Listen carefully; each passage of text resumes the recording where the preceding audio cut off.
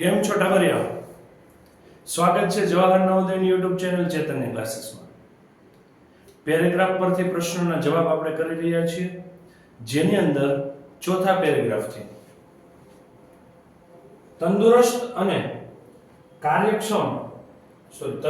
અને સ્વસ્થ રહેવા માટે તમારે શારીરિક રૂપથી સક્રિય રહેવું જરૂરી છે. વિદ્યાર્થી મિત્રો, 4 જ પેરેગ્રાફ પૂછાય છે, 5 ક્વેશ્ચન છે, 20 ક્વેશ્ચન છે ટોટલ. વ્યવસ્થિત શાંતિથી પેરેગ્રાફ વાંચવો, સમજવો, પછી જ જવાબ લખવો, એક એક શબ્દને આઈડેન્ટિફાઈ કરવો કે કેવા શું માંગે છે. તંદુરસ્ત નામ હેલ્ધી રહેવું, સ્વસ્થ કોઈ રોગ ન હોય એવી રીતે રહેવું હોય તો તમારે શારીરિક રૂપથી સક્રિય રહેવું જરૂરી છે. એટલે આમ એદાન જેમ પડ્યું રહેવું, બેસવું, ઊભું ન થવું, એક્ટિવ ન રહેવું, એવું કરશો તો તમારું શરીર નબળું પડી જશે. શારીરિક રૂપથી કેવું છે? સક્રિય એટલે ક્રિયાશીલ એટલે કામ કરતું રહેવું.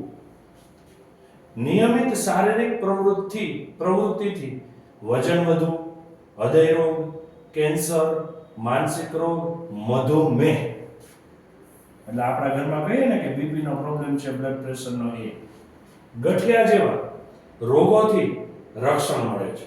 તમે રોજ તમારું શરીર એક્ટિવ રહે છે, તમે કોઈ વસ્તુ ઘરમાં કંઈક કામ કર્યા જ કરો છો રોજ ને રોજ કંઈક ને કંઈક, તો તેનાથી શું થાય છે? વજન વધતું અટકી જાય છે.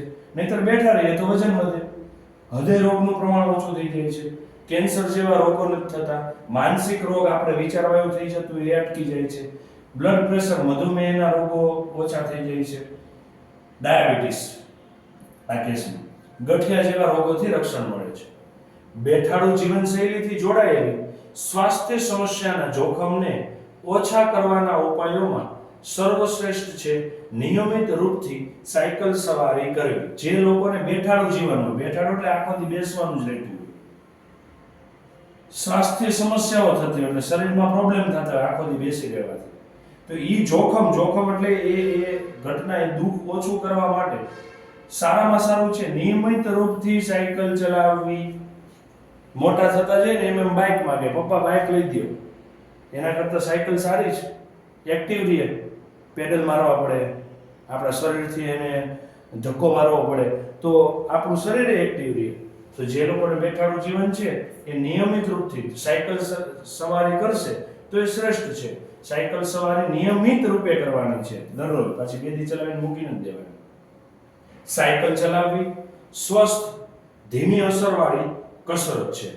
એક તો સ્વસ્થ રાખે છે, એ સાયકલ ચલાવવાથી એની અસર ધીમી થાય અને એક પ્રકારની કસરત થાય આપણને, જેનો આનંદ નાના બાળકોથી લઈને મોટી ઉંમરના વયસ્ક એટલે મોટી ઉંમરના ઘરના લોકો સુધી બધા જ ઉઠાવી શકે છે. નાનું બાળક સાયકલ ચલાવી શકે, મોટા હોય સાયકલ ચલાવી શકે, શરીરમાં કાંઈ પ્રોબ્લેમ ન હોય, એક્ટિવ શરીર હોય તો મોટા લોકો સાયકલ ચલાવે છે. આપણે જોઈએ છીએ સવારમાં આપણા સિટીમાં જ્યાં રહેતા હોય ત્યાં આજુબાજુમાં ગાર્ડન હોય તો લોકો ત્યાં સાયકલ ચલાવીને આવે છે. આપણા પપ્પા જેવડા વ્યક્તિઓ હોય, આપણા દાદા જેવડા વ્યક્તિઓ હોય. આ આનંદદાયક અને ઓછી ખર્ચાળ હોવાની સાથે સાથે પર્યાવરણ માટે પણ સારી છે. સાયકલ ચલાવવાની એક તો મજા આવે, ખર્ચો કાંઈ નહીં, પેટ્રોલ થોડું પુરાવાનું છે અંદર, જે કંઈ પણ એ બ્રેક તૂટી હોય કે કાંઈ બીજો પ્રોબ્લેમ આવ્યો રિપેરિંગ કરાવો એટલો જ ખર્ચો. પર્યાવરણ માટે સારું, કેમ કે પેટ્રોલ નથી, પ્રદૂષણ નહીં કરે, અવાજ નહીં કરે, એ બેનિફિટ છે. કામ પર જવા અથવા તો દુકાને જવા માટે આની સવારી કરવી સમયની સૌથી વધુ બચત કરવા વાળો ઉપાય છે. કામ પર જવું હોય કે દુકાને જવું હોય તો સાયકલ લેવી સૌથી વધુ બચત કરવા વાળો ઉપાય છે. સૌથી વધુ બચત શું કામ? પેટ્રોલનો ખર્ચો મટી ગયો. બીજું, તમે સાયકલ લઈને જાઓ છો, તમારું શરીર ફિટ રહ્યું, શરીર ફિટ હશે તો દવાના પૈસા નહીં જોઈએ. આ બધું છે, જેનાથી નિયમિત કસરતને દરરોજની પ્રવૃત્તિથી જોડી શકાય છે, દરરોજની ક્રિયા સાથે જોડી શકાય છે. પરિવહન, મનોરંજન અથવા તો રમત માટે દરરોજ 1 અબજ લોકો દ્વારા સાયકલનો ઉપયોગ થાય છે. પરિવહન એટલે બધાને કઈ ઘરમાં બાઇક જ હોય ને કાર જ હોય એવું જરૂરી નથી. એક જગ્યાએથી બીજી જગ્યાએ જવા, કામે જવા માટે પરિવહન તરીકે, પરિવહન એટલે મુસાફરી કરવા માટે સાયકલ વાપરે છે. મનોરંજન માટે ઉપયોગ કરે છે, ક્યાંક ને ક્યાંક એક્ટિવિટી માટે ઉપયોગ કરે છે. સર્કસમાં જોઈએ સાયકલો વાપરે છે. રમત માટે ક્યાંક ક્યાંક રમતો માટે ઉપયોગ થાય છે. એવી રીતે જો સાયકલનો ઉપયોગ થતો હોય તો દરરોજના 1 અબજ લોકો સાયકલનો ઉપયોગ કરે છે એવી ધારણા છે, અનુમાન છે, અંદાજો છે. વજન ઓછું કરવા માટે સાયકલ ચલાવવી એક સારો ઉપાય છે. આનાથી શું થાય? સાયકલ ચલાવવાથી સ્નાયુ શક્તિ મજબૂત થાય. તમામ પેડલ મારતા હોય એટલે તમારા પગના સ્નાયુઓ મજબૂત થાય. શરીરની ચરબી બળે. જ્યાં જ્યાં આપણે શરીર વધી ગયું હોય, ચરબીનો ભાગ હોય, એ ચરબી બળે એટલે જાડાપણું ઓછું થઈ જાય. સંશોધન દ્વારા સૂચવવામાં આવ્યું છે કે દરરોજ અડધો કલાક સાયકલ ચલાવવાથી 1 વર્ષમાં ઓછામાં ઓછું 5 કિલો વજન ઓછું થાય છે. રોજ તમે સાયકલ ચલાવતા હોય તો તમારું દરરોજ સાયકલ ચલાવવાથી વર્ષે ઓછામાં ઓછું 5 કિલો વજન ઘટી જાય. જે લોકોને જીમમાં જઈને કસરતો કરવી છે ને ત્યાંય હટતું નથી, પ્રોટીન પાવડર પીવા છે, એના કરતાં રોજ અડધો કલાક સાયકલ ચલાવો. ત્યાં આપણે જીમમાં જોઈએ છે ને સાયકલ ચલાવતા હોય એવી રીતે. આવું છે, બરાબર. અને તમને અહીંયા જે પેરેગ્રાફો પૂછેલા છે ને એ શાંતિથી વાંચજો. બીજું કે એમાંથી કંઈક જાણવાનું મળે છે આપણને. ખાલી નવોદયના પૂછેલા પ્રશ્નોના જવાબ આપવા માટે વાંચવાની જરૂર નથી. એની અંદરથી ઘણું આપણને જાણવા મળે છે. ગઈકાલે આપણે આગળના લેક્ચરમાં જોયું હતું એ પ્રમાણે એની અંદર એવું હતું કે પેલી એમાં કપડાં ગરીબોને આપવાનો વિચાર કરતી હતી. એટલે આપણે પાસે વધારાના કપડાં છે, ખોટા રાખી મૂકવા થતા નથી, પહેરી શકાતા નથી, ટૂંકા પડે છે, ફિટ થાય છે, તો બીજાને આપો. સારી વસ્તુ છે. આજે આપણે આ સાયકલના ફાયદા જોઈએ, કેટલું બધું ઇફેક્ટિવ છે. એટલે આ તમારા પેરેગ્રાફ પરથી જે પ્રશ્નો પૂછાય છે એ ખાલી જવાબ આપવા માટે આપણે તૈયાર કરવા એવું નથી, એની અંદરથી શીખવાનું પણ છે. ચલો, પહેલો પ્રશ્ન. આ ફકરાનો મુખ્ય ધ્યેય આપણને ખાલી જગ્યાનો લાભ બતાવે છે. શેનો લાભ બતાવે? સ્વસ્થ રહેવાનો, સાયકલ ચલાવવાનો, કસરત કરવાનો, વજન ઓછું કરવાનો. 4 શબ્દો પાછા આમાં આવ્યા છે, 4 વાક્ય આવ્યા છે ને. પણ આ ફકરામાંથી શું ખબર પડી? સાયકલ ચલાવવાનો લાભ શું? જવાબ શું આવશે? બી. સાયકલ ચલાવવાથી શું ફાયદા થાય? જ્યારે લેખકે કહ્યું કે સાયકલ ચલાવવી પર્યાવરણ માટે સારું છે તો તેમાંથી કયું સાચું નથી? જોજો, પ્રશ્ન જબરા પૂછાય છે. આ પાછળનો પ્રશ્ન વાંચશો નહીં, છેલ્લો શબ્દ, અને પછી તમારે સમજો કે છે એવું થઈ ગયું, પહેલો જ જવાબ આવતો હોય છે આ, અને બાકીના વાંચશો ને ટીક મારીને આવશો, ખોટું પડશે. વાંચવાનું વ્યવસ્થિત. સાયકલ ચલાવવી પર્યાવરણ માટે સારું છે, એમાંથી આ જે કીધું પર્યાવરણ માટે સારું છે એમાંથી નીચેનામાંથી કયું સાચું નથી? આનાથી કોઈ અસ્વાસ્થ્યકારક એટલે કે હાનિકારક ગેસ ઉત્પન્ન થતો નથી. આપણે બાઇક ચલાવીએ તેમાંથી કાર્બન ડાયોક્સાઇડ, કાર્બન મોનોક્સાઇડ નીકળે છે, એટલે ઝેરી વાયુઓ છે. આમાંથી કોઈ ગેસ ઉત્પન્ન થતો નથી. સારી બાબત કહેવાય ને, સાચી બાબત કહેવાય. આપણે સાચી ન હોય એવી કીધી છે એટલે આ નથી લેવાનું. સાયકલને પેટ્રોલ અથવા તો ડીઝલ વગર ચલાવી શકાય છે. હા, પેટ્રોલ ડીઝલ ક્યાં જોઈએ છે? એ સાચું છે. એટલે આપણા પ્રમાણે ખોટું છે, આપણે સાચું નથી એવું ગોતવાનું છે. સાયકલથી વાતાવરણને પ્રદૂષિત થતું નથી. હા, એ કઈ ધુમાડો કરતું નથી એટલે વાતાવરણને પ્રદૂષિત થતું. સાચું નથી એ ગોતવાનું છે. હજી એક વખત, આની સવારી બધી જ ઉંમરના લોકો કરી શકે છે. ક્યાંય સાચું છે? નહીં, એવું નથી, કરી નથી શકતા, ન કરી શકે એવું કીધું છે. આપણે એવું આવ્યું હતું ને ફકરામાં કે નાના બાળકો સાયકલ ચલાવે, આપણા પપ્પા જેવડાય ચલાવે, આપણા દાદા જેવડાય ચલાવે, તો એ સાચું છે. અહીંયા સાચું નથી, એટલે આપણો જવાબ કયો આવશે? ડી. ડન. નેક્સ્ટ, બેઠાડું શબ્દનો વિરોધી શબ્દ. બેઠાડું શબ્દનો વિરોધી શબ્દ. બેઠાડું એટલે આળસુ થાય, બેકારી થાય, કામથી જોડાયેલું પ્રવૃત્તિમય બેય છે, કાર્યરતય છે અને પ્રવૃત્તિમય છે. તો શબ્દ ગોતવાનો છે. આ તો વાક્ય થઈ જાય છે એટલે આ નહીં આવે. પ્રવૃત્તિમય એટલે એક્ટિવિટી કરતું એવું, કાર્યરત. ડન. બેઠાડું શબ્દનો વિરોધી શબ્દ કયો થશે? પ્રવૃત્તિમય. કામમાં કાંઈક એક્ટિવિટી થતી હોય એવું, કામમાં જોડાયેલું એના કરતા પ્રવૃત્તિમાં. ધીમી અસરવાળી કસરત છે જે થકાવટ ન કરે, સાચું છે. જેના પર વધુ ખર્ચ ન થાય, સાચું છે. કાર્યક્ષમ ન હોય, ના કાર્યક્ષમ તો છે. કંટાળાજનક ન હોય, હા કંટાળાજનક નથી. પણ ધીમી અસરવાળી કસરત છે એનો અર્થ શું થાય? જે થકાવટ કરતી નથી, કંટાળાજનક ન હોય, ખર્ચ ન હોય, કાર્યક્ષમ ન હોય, એના કરતા થાક ન લાગે. બીજી કસરતોમાં થાક લાગે. સાયકલ ચલાવવો ધીમી કસરત છે, કોઈ વાંધો નથી આવતો, અડધો કલાક ચલાવો કઈ બહુ થાક લાગશે નહીં. નેક્સ્ટ,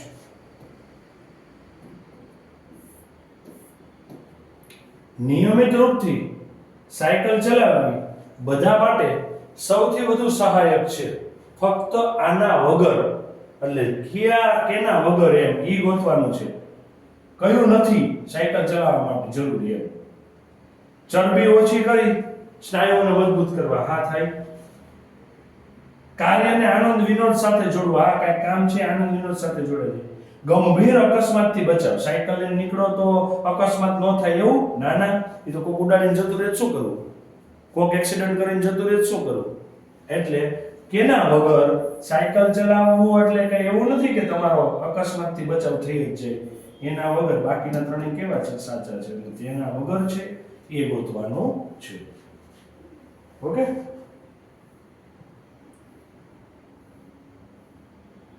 ચલો નેક્સ્ટ, પેરેગ્રાફ નંબર 5. ઘણા સમય પહેલા આપણી નદીઓ નિર્મળ અને સ્વચ્છ હતી. નિર્મળ અને સ્વચ્છ હતી. નિર્મળ એટલે શું થાય? ગંદી ન હોય તેવી, જેમાં કચરું ન હોય તેવી સ્વચ્છ હતી.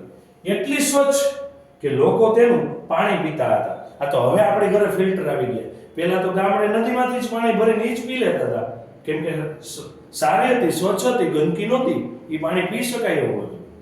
તે નદીઓ માછલીઓથી ભરેલી રહેતી, એમાં માછલીઓ રહેતી. લોકો તેને પકડતા અને રાંધતા. જે લોકોને ખોરાક તરીકે માછલી ખાય છે એ લોકો તેમાંથી માછલીઓ પકડે અને ખાય છે. સમયની સાથે સાથે લોકોએ કારખાના અને શહેરો વસાવ્યા. પહેલા ગામડે એવું કંઈ નહોતું, ખેતી જ કરતા હતા. પછી જેમ જેમ સિટી તરફ આવતા ગયા, જેમ જેમ શહેરોમાં આવતા ગયા, એમ એમ કારખાના આવતા ગયા, શહેરો વધતા ગયા. જે નદીઓના જળનો ઉપયોગ કરે એ પાણી વાપરે. હોડી દ્વારા નદીઓનો ઉપયોગ સામાન, કોલસો અને તેલ લઈ જવા માટે થાય છે. એ ક્યારેક પાણીમાં ઢોળાઈ જાય છે. હવે એમાં સામાન ભરે, પછી એમાં કોલસો નાખ્યો હોય, તેલ ભરેલું હોય, એક જગ્યાએથી બીજી જગ્યાએ લઈ જાય. હોડી આડાવડી થઈ, આલક ડોલક થઈ, નમી ગઈ, તો એ બધું કેમાં ઢોળાશે? નદીમાં. નદીમાં ઢોળાય એટલે શું થાય? એ નદીમાં જ ગંદકી કરશે ને. એટલે આવા પ્રશ્નો થયા. નદી ગંદી થતી ગઈ. લોકો પોતાનો કચરો અને ગંદુ પાણી નદીઓમાં જવા દે છે. આપણે હજી જોઈએ છે સિટીઓમાં ગટરના પાણી હોય નદીઓમાં જાય છે. આપણે તાપી ઉપરથી, અમારા સુરતમાં તાપી નદી ઉપર બ્રિજ ઉપરથી લોકો પસાર થતા જાય તો ઓલા ઘરમાં કચરાનું જબલું હોય કે બધું ઓલો પૂજાપાનો સામાન હોય, ફૂલ હોય, જબલું આમ કરીને નામ થઈ ગયું. હવે પહેલું તો તાપીમાં ને ગંદકી જ કરશે ને. લોકો પોતાનો કચરો અને ગંદુ પાણી નદીઓમાં જવા દે છે. તેઓ કહે છે કે અમારા કચરાથી કોઈ વાંધો નહીં આવે, અમે કચરો નાખી શું ફેર પડે, એમ કાંઈ ન થાય. એવું નથી, તો ગંદકી જ કરે છે. પરંતુ હવે નદીઓ ખૂબ જ ગંદી થઈ ગઈ છે, એટલી કે તેનું જળ પીવા લાયક રહ્યું નથી. હવે આ બધું કચરો નાખતા ગયા, નદીઓ કેવી થઈ ગઈ? ગંદી. હવે એ પાણી આપણે પીવું હોય ડાયરેક્ટ, આપણે રસ્તા ઉપરથી નીકળ્યા, તરસ લાગી છે, નદી જાય છે, સીધું પાણી ખોવા ભરીને પીવું છે, ન પી શકીએ. એક તો ગંદુ કાળું પાણી થઈ ગયું હોય, કચરો અંદર હોય, એવું પાણી આપણે પીવાના છીએ? નથી પીવાના. એટલે પીવા લાયક રહ્યું નથી. જો પાણી પીવા લાયક ન હોય તો માછલીને રહેવા લાયક ન હોય ને. એને સારા પાણીમાં જ રહેવું હોય ને, એને ગંદકીથી તકલીફ ન થાય. આપણા ઘરમાં ગંદકી હોય તો. હવે નદીઓ કચરાથી ભરાઈ ગઈ છે કે જે તેની ઉપર તરતો રહે છે. હવે નદીમાં એટલો કચરો થઈ ગયો છે, કચરો નદીની ઉપર તમને જોવા મળે. આવા પ્રશ્ન છે. ચલો પ્રશ્નો જોઈએ. સ્વચ્છ શબ્દનો વિરોધી શબ્દ કયો છે? સ્વચ્છ એટલે સારું, એનો વિરોધી તો સુંદર ના. સંપન્ન એટલે આમ સુખી સંપન્ન કહીએ ને, ભરેલું એવું નહીં, અલગ ના. સ્વચ્છ એનો વિરોધી શબ્દ ગંદુ. નદીઓ કેમ ગંદી થઈ રહી છે?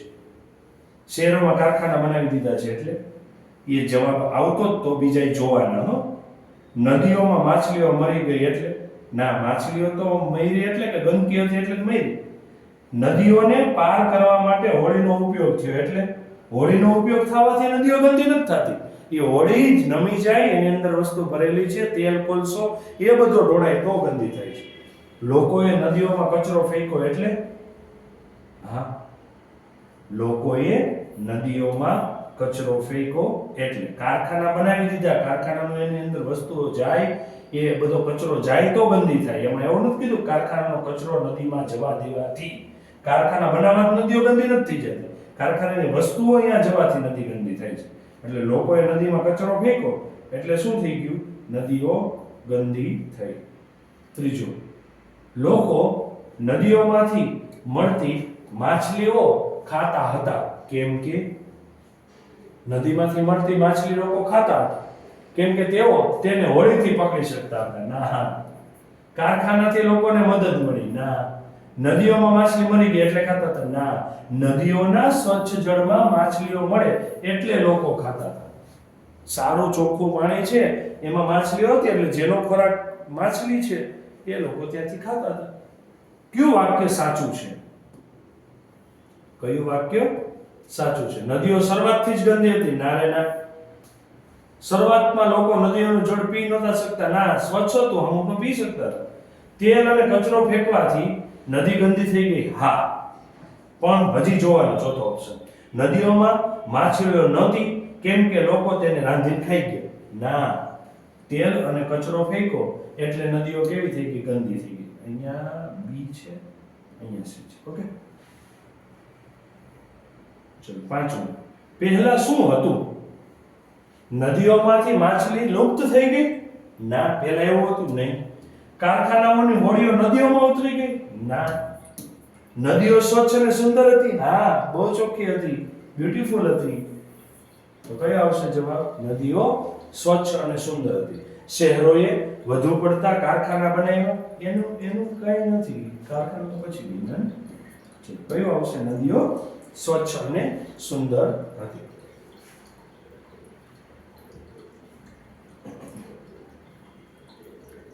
Paragraph number 6, Tansen. એક જ મિનિટ.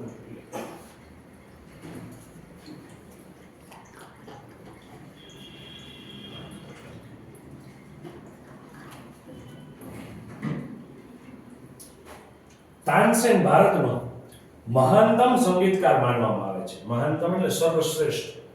કહેવાય છે કે ઉત્તર ભારતમાં શાસ્ત્રીય સંગીતનો પરિચય એના દ્વારા થયો છે. શાસ્ત્રીય સંગીતનો પરિચય, શાસ્ત્રીય સંગીત કેવું એવું કહીએ ને બધા આપણે જરાક ન સમજાય એવું થોડું. પોતાના ગુરુ હરિદાસ પાસેથી તાનસેનની સંગીત શિક્ષા થઈ. સંગીત શિક્ષા એટલે સજા નહીં, સંગીત શીખાય એમ.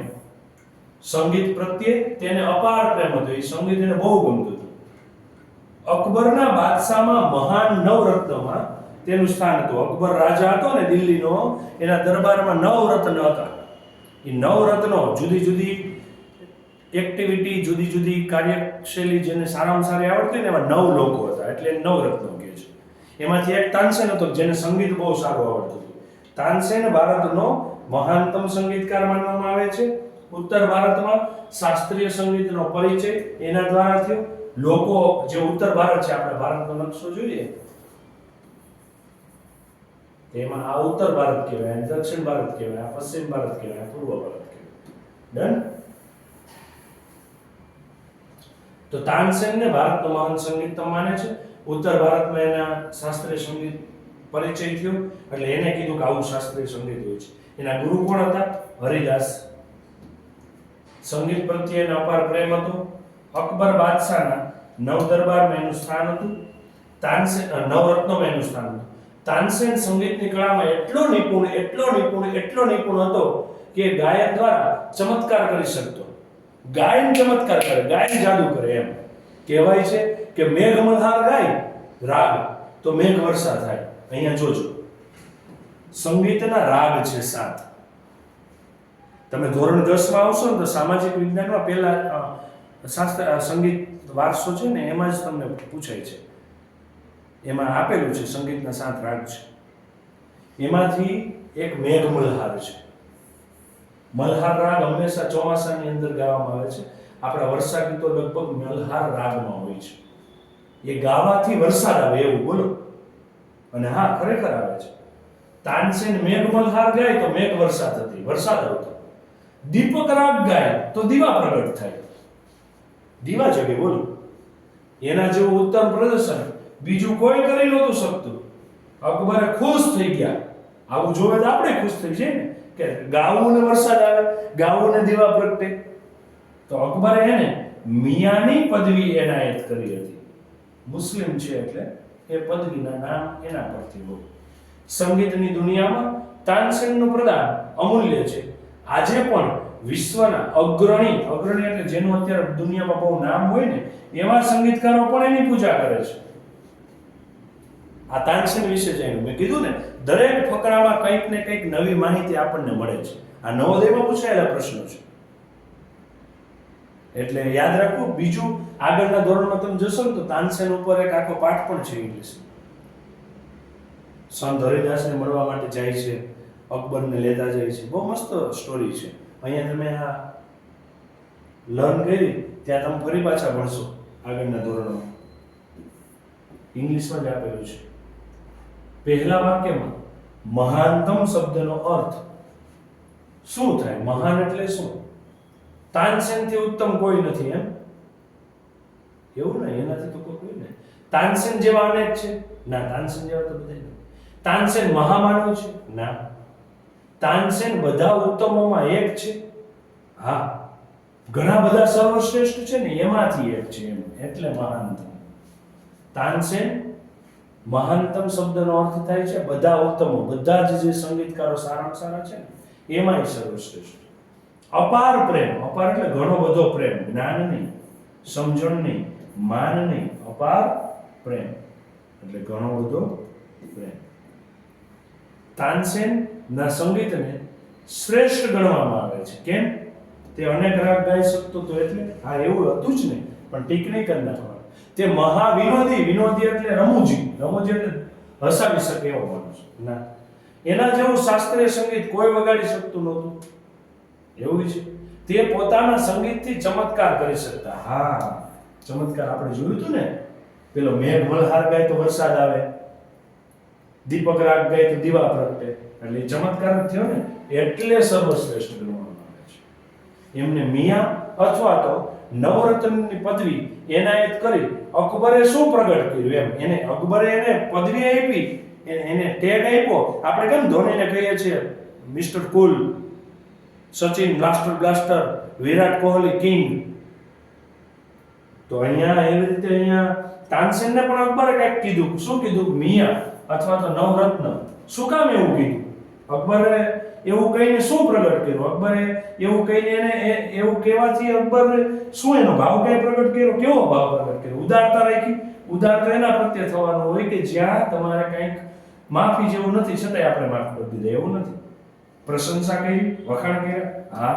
ક્રોધ કર્યો, ગુસ્સો થઈ ગયો, એ કેમ ના જાવું? ના, એવું નથી. સંપન્નતા વ્યક્ત કરી કે જો હું કેટલો સુખી સંપન્ન છું, મારી પાસે કેટલા પૈસા છે, લ્યો આ પદવી એમ. ના ના, એ નહીં. શું કર્યું? પ્રશંસા, વખાણ. કયો રાગ ગાય તાનસેન દીવા પ્રગટાવી શકતો? ઓપ્શન તો જો, મિયા કી તોડી. ના, એવું નહીં યાર. દીવા પ્રગટાવી શકતો દીપક રાગ. હવે આ જ પ્રશ્ન ઉલટાવીને પૂછે, કયો રાગ ગાય તાનસેન વરસાદ લાવી શકતો? મેઘ મલ્હાર. અત્યારે જવાબ દીપક રાગ છે. ઓકે, ચલો નેક્સ્ટ પેરેગ્રાફ. ડોલ્ફિન. ભારતીય ડોલ્ફિન હવે એક સંકટાત્મક પ્રજાતિ છે. સંકટાત્મક એટલે એ હવે ઓછી જોવા મળશે એવું એમ. એના ઉપર સંકટ આવી ગયું છે, દુઃખ આવી ગયું છે. એ હવે જોવા જ નથી મળતી. શું કામ નથી મળતી? જોઈએ.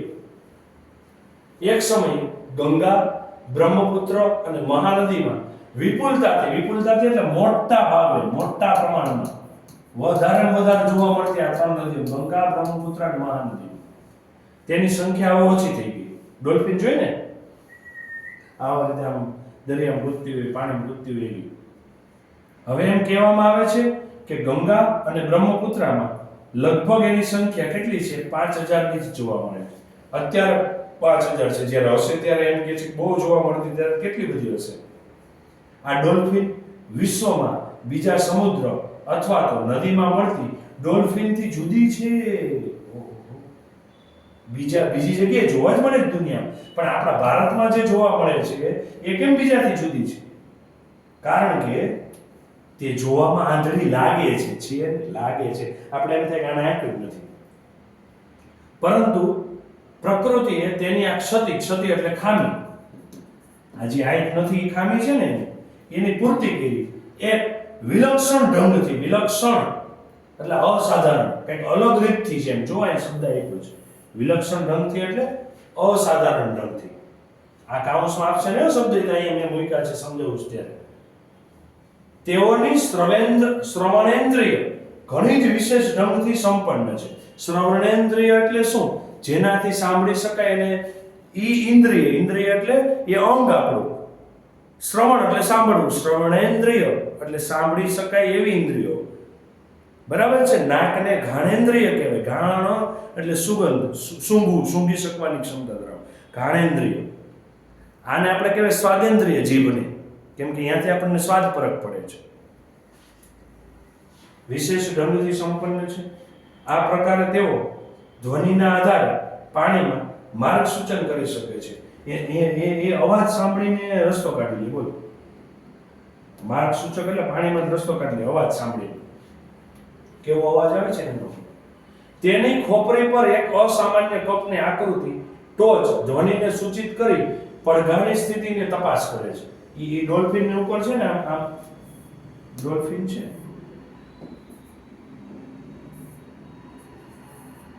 અહીંયા એક આમ એન્ટેના જેવું. હવે અહીંયા અવાજના તરંગો ત્યાં અથડાય, ત્યાં પડઘો પડે, એના ઉપરથી ખબર પડે કે આગળ શું છે. આંધળી છે ને તો ખબર પડે. આપણે કેમ કંઈક કામ તમારો શિક્ષક ભણાવતો હોય કોઈ અવાજ કરે, હા ભાઈ શું છે તો ઊભો થા. એ શિક્ષકની જેમ આ ડોલ્ફિનમાં છે. આ બધું એવું છે. ઉદાહરણની રૂપમાં આ સસ્તન પશુને સૂક્ષ્મ વસ્તુઓને ઓળખવામાં અને તેમાં અંતર કરવામાં સક્ષમ બનાવે છે. આ શું કરે? આવું જે એનામાં અવાજ સાંભળીને રસ્તો કાઢવાની ટેવ છે ને, દેખાતું નથી, અવાજ સાંભળીને રસ્તો કાઢે. તમે આમ આંધળા થઈને આંખો બંધ કરીને એમ ચાલ્યા જતા હોય, હવે બાજુમાંથી તમારે બાઇક નીકળે ખબર પડી જાય ને, નજીકથી નીકળી દૂરથી નીકળી, અવાજ સાંભળીને. કેમ કે અવાજ બહુ મોટો હોય આપણને એમ થાય કે ના નજીક હશે, અવાજ થોડોક આપણે હળવો લાગે તો આપણને એમ થાય કે દૂર હશે. તો એવી રીતે આ અંતર કાપે છે. ઉદાહરણની રૂપમાં એક ડોલ્ફિન કોઈ જીવિત માછલી અને મૃત માછલી ક્યાં છે, નકલી માછલી ક્યાં છે, એ અંતર ઓળખી શકે. જીવિત માછલી ક્યાં છે, મરેલી માછલીઓ ક્યાં છે, નકલી માછલીઓ ક્યાં છે. અમુક નકલી હોય અંદર, એનું અંતર ઓળખી શકે કેટલે દૂર છે ને. બોલો, આમાં આંધળી જોયા વગર એની શ્રવણેન્દ્રિયથી, સાંભળવાની શક્તિથી. ચલો જોઈએ સવાલો. ડોલ્ફિન દ્રષ્ટિહીન હોય છે છતાં પણ પોતાનો માર્ગ નિર્દેશિત કરવામાં સક્ષમ છે. આનું કારણ શું? ડોલ્ફિન આંધળી છે પણ પોતાનો માર્ગ, રસ્તો નિર્દેશિત કરો એટલે દેખાવો. આંધળી હોય છે ને દેખાય છે. કેમ? તે વસ્તુ ઉપર ધ્યાન કેન્દ્રિત કરે છે, એકાગ્ર થઈને જોવે છે. ના. પ્રકૃતિ એટલે કે કુદરત તેને મદદ કરે છે. ના. એની પાસે સાંભળવાની એક સુંદર રીત છે. હા.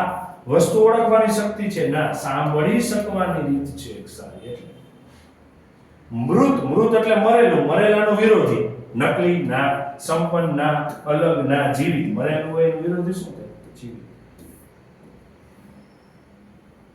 ફકરામાં ઉપયોગ અનુસાર માર્ગ સૂચક એટલે શું? સૂચક એટલે દર્શાવે, માર્ગ એટલે રસ્તો દર્શાવવો. અને ક્યાં લે છે? પાણીમાં રસ્તો દર્શાવો, એવું થાય ને માર્ગ સૂચકનો અર્થ. સમૂહને આગળ લઈ જાવ. ડોલ્ફિન સમૂહમાં હોય ત્યાં આખા સમૂહને આગળ લઈ જાવ, એવું ના. પાણીમાં રસ્તો બનાવો. હા. આગળ વધવું અથવા ચાલવું એ જવાબ આવી શકે. જુઓ, પણ આના કરતા એપ્રોપ્રિએટ આ છે એટલે આ નહીં આવે. જહાજથી યાત્રા કરે, ડોલ્ફિન જહાજમાં બેસીને જાય. ના. જવાબ કયો આવશે? પાણીમાંથી રસ્તો બનાવવો. ડોલ્ફિનની શ્રવણ શક્તિ બહુ વિકસિત હોય છે. કેમ ખબર પડે? તે નદીમાં ચાલી શકે છે? ના. તરીને આરપાર જઈ શકે છે? હા, એવું થઈ શકે પણ એ નથી. આરપાર જવું એટલે સાંભળી જવું એવું નથી. પોતાના રક્ષકને ઓળખે છે, પોતાને સિક્યુરિટી આપે છે એવું નથી. તે જીવિત અને મૃત માછલીને ઓળખી શકે છે. શ્રવણ શક્તિથી જીવિત અને મૃત માછલીને ઓળખી શકે. વિચારો, સાંભળી. ફકરાને યોગ્ય શીર્ષક આપો. લ્યો, આ ટાઇટલ આપવાનું છે.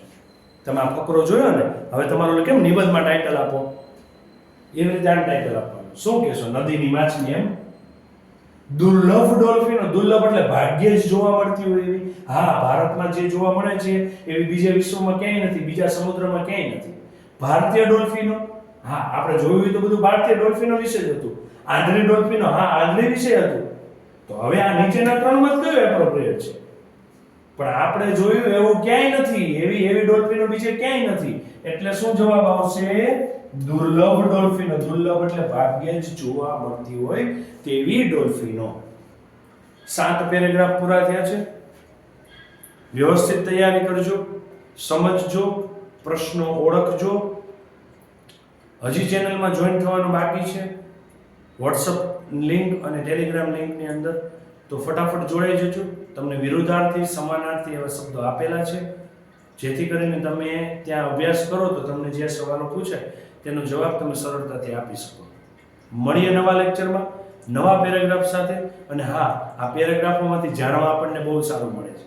એટલે આ બધું યાદ રાખજો.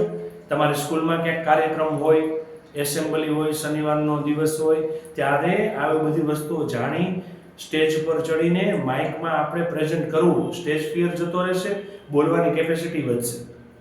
આ આપણે તાનસેન વિશે સાંભળ્યું, ડોલ્ફિનો વિશે સાંભળ્યું, નદીઓ વિશે સાંભળ્યું. આવું બોલવું, વક્તૃત્વ સ્પર્ધામાં ભાગ લેવો, આપણી સ્કૂલમાં જે એક્ટિવિટીઓ થાય છે એની અંદર ભાગ લેવો. ઓકે, મળીએ નવા વિડીયો સાથે, નવા લેક્ચરમાં. Tata, bye bye.